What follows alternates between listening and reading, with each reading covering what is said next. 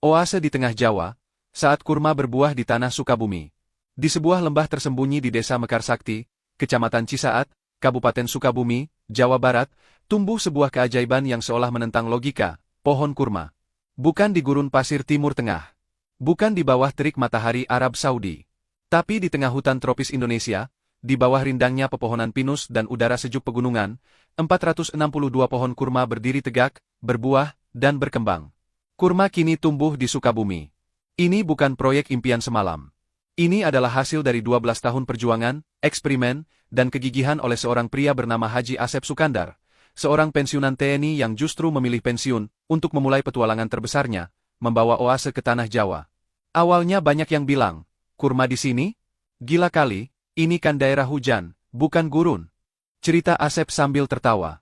Tapi saya yakin, kalau tanahnya tepat, iklimnya bisa dimanipulasi, pasti bisa.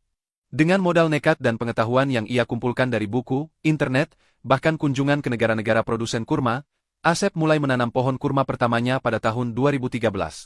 Ia mengimpor bibit dari Mesir, Arab Saudi, dan Tunisia. Ia ubah sistem drainase tanah, atur intensitas sinar matahari, dan bahkan membuat teras-teras buatan agar akar tidak tergenang air.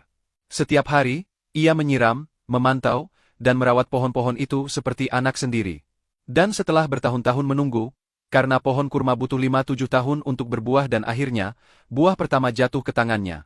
Saat itu saya menangis, bukan karena manisnya, tapi karena saya tahu, ini bukan hanya kurma. Ini adalah bukti bahwa Indonesia bisa. Kini, kebun kurma seluas 3 hektar ini, bukan hanya tempat budidaya.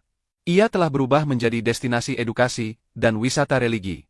Ratusan pengunjung dari anak-anak sekolah, keluarga, hingga rombongan pondok pesantren berkunjung setiap bulan untuk melihat langsung pohon yang disebutkan dalam Al-Quran tumbuh di tanah Nusantara.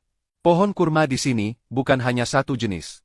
Asep berhasil menanam berbagai varietas, seperti medjool yang besar dan manis, deglet nur yang kering dan garing, hingga ajwa yang dikenal sebagai kurma nabi. Yang paling mengagumkan, buahnya benar-benar bisa dipanen dan dikonsumsi. Meski ukurannya sedikit lebih kecil dibanding kurma impor, rasanya manis, legit, dan segar. Ini bukan kurma palsu, bukan boneka. Ini asli, tumbuh dari tanah Indonesia, kata seorang pengunjung, sambil mengunyah buah yang baru dipetik.